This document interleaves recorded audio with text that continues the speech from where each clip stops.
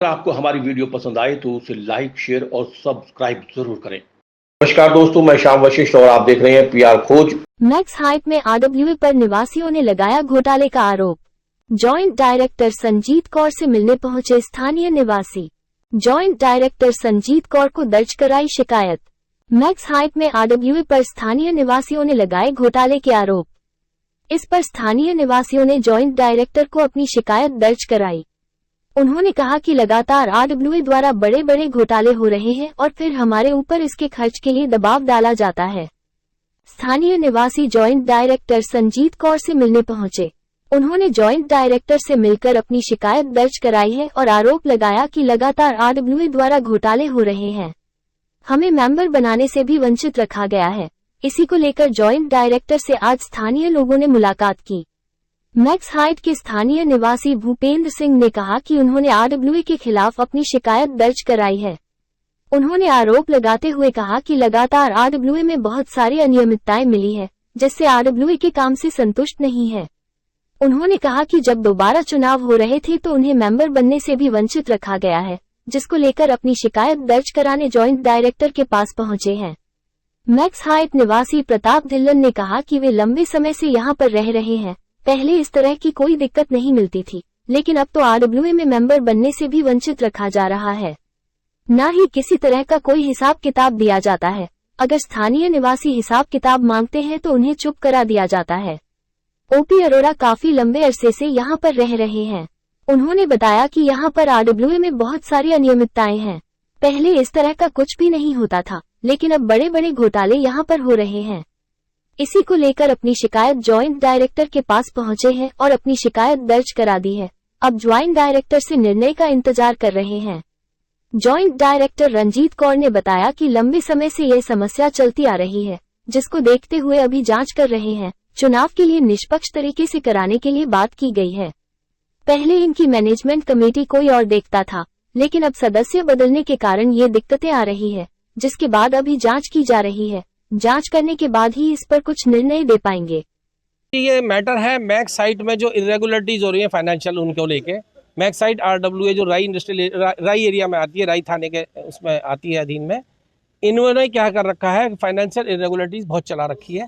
जो पैसा ले रहे हैं लोगों से उसको अपनी मनमर्जी से खर्च कर रहे हैं। कोई किसी को बताना नहीं, कोई बिल नहीं दिखाना, कुछ नहीं करना। इन्होंने सब ने वही कर रखा है काम, जो पैसा कमाने का धंधा। दूसरा क्या है, जो आरडब्ल्यूए है, इसकी MHRWA के नाम से है, तो उन्होंने अब बात यह आई कि आज हमने एक केस डाला हुआ था रजिस्ट्रार जो है यहाँ की, उनके पास। तो आज उसकी सुनवाई थी कि भाई ये क्यों इसमें इलेक्शन में दिक्कत हो रही है, क्या बात है, क्या जितने अलॉटी हैं वो वोट डालने के अधिकारी हैं या नहीं है।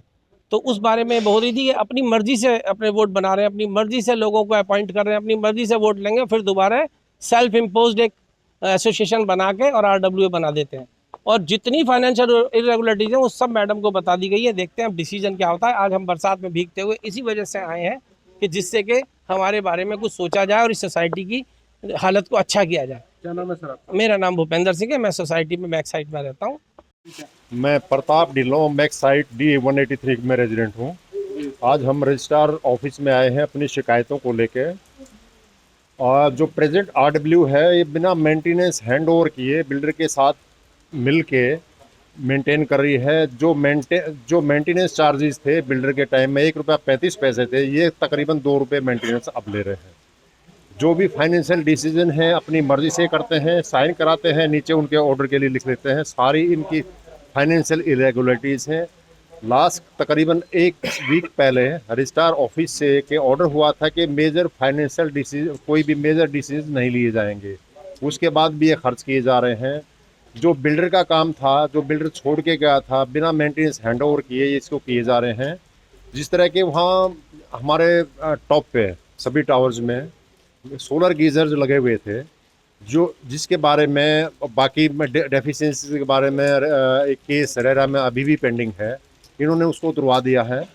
जो प्लास्टर था, जिसके बारे में रेरा कोर्ट में ये दिखाना था कि बिल्डर के तरफ से ये कमियां रह गई थी जो पूरी करनी थी, ये लोगों से पैसे लेके अपने बिल्डर से मिलके उसको किए जा रहे हैं, जो लोगों के ऊपर नाजायज़ दबाव है, एक्सटॉर्ट करते हैं और एक तरह से इनकी बदमाशी चल रही है सोसाइटी में।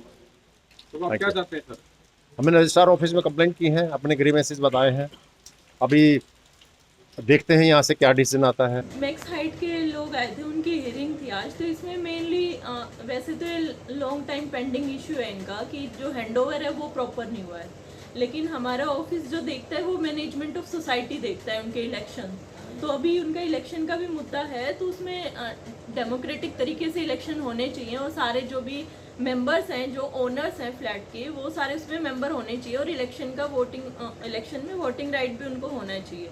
और दूसरी बात उनकी इशू था कि मेजर डिसीजन, तो मेजर डिसीजन जो है वो एक्चुअली जनरल बॉडी होती है, वो सुप्रीम होती है।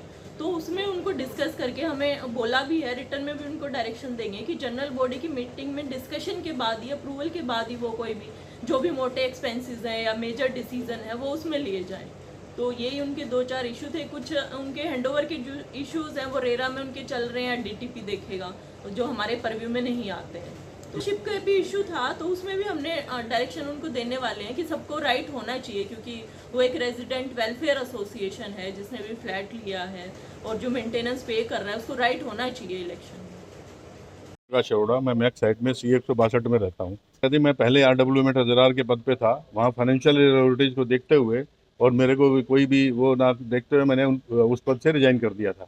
ना तो प्रॉपर रिकॉर्डिंग होती है, ना प्रॉपर रिकॉर्ड मेंटेन किए जाते हैं, सारे काम जो है रेगुलर हैं, कोई किसी पब्लिक में नहीं बताया जाता। 1 मैन शो 2 मैन शो, इससे ऊपर कोई वो नहीं है, कोई डॉक्यूमेंट्री वो नहीं किया जाता, मिनट्स रिकॉर्ड प्रॉपर नहीं किए जाते, बाद में इकट्ठे बैठ के मिनट्स रिकॉर्ड कर दिए जाते हैं। मैं जब था, मेरे कोई मिनट्स पे बाद में कंसोलिडेट जब भी लिखे गए, किसी भी मिनट्स पे मेरे पास हस्ताक्षर नहीं है, ना हमें मिनट शो किए गए, ना बताया गया क्या लिखा गया है। कैपिटल एक्सपेंडिचर किया जा रहा है रेवेन्यू एक्सपेंडिचर से, मेंटेनेंस का हैंडओवर प्रॉपर हुआ नहीं है। उस मेंटेनेंस का हैंडओवर प्रॉपर ना होने के कारण इनको कोई अधिकार नहीं मेंटेनेंस बढ़ाने का, ये अपनी मर्जी से मेंटेनेंस बढ़ाए जा रहे हैं। ₹1.35 कोर्ट ने अलाउ किया था, ₹1.60 किया, उसको इन्होंने फिर ₹2 कर दिया है। ₹2 में से 40 पैसे रिप्लेनिश फंड में और ₹1.60 बिल्डिंग फंड में जा रहा है। उसके बाद भी 5 करोड़ का इन्होंने कोई ऐसा डिसीजन लिया जो बिल्डिंग के ऊपर खर्च करने के लिए, जिसमें कि सिर्फ 30-40 लोगों की, 50 लोगों की मीटिंग हुई, वो रजिस्टर पे दस्तखत करा के अपना कोरम पूरा करने के लिए 90-92 लोगों का उसमें सिग्नेचर करा के कोरम पूरा किया गया। जबकि फ्लैट 644 हैं, जिसमें 100 EWS हैं, उन सबको उसमें शामिल किया जाना चाहिए। सिर्फ 200 आदमियों की RWA, 250 आदमियों की RWA 644 फ्लैट का डिसीजन नहीं ले सकती। किसी और को कोई अवसर नहीं दिया गया, ना किसी से पूछा गया, ना वो किया गया, अपनी मर्जी से सब किए जा रहे हैं।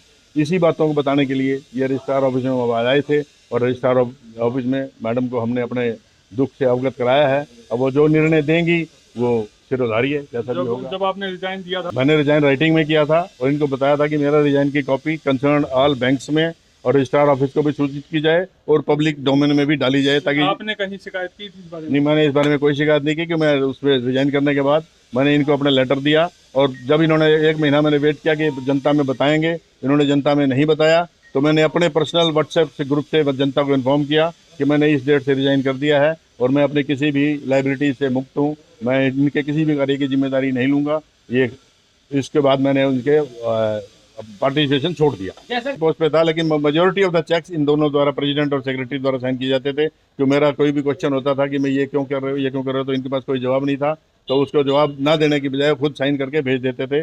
बैंक में ऑप्शन दिया हुआ था कि 3 दस्तखत हैं, तीनों में से कोई 2 साइन करके चेक पास हो जाएंगे, तो इसलिए उसको अवॉइड करने के लिए तो ये अपने दोनों साइन करके चेक हमेशा पास करवाते रहे हैं। तो सर आपने पहले शिकायत नहीं दी कहीं पर? राइटिंग में मैंने कोई शिकायत नहीं की थी इसमें, मैंने अपने रिजाइन में लिखा था, उस लेटर में क्लियर है कि क्या क्या रेगुलरिटीज हैं, सब मैंने जनता को बताया था।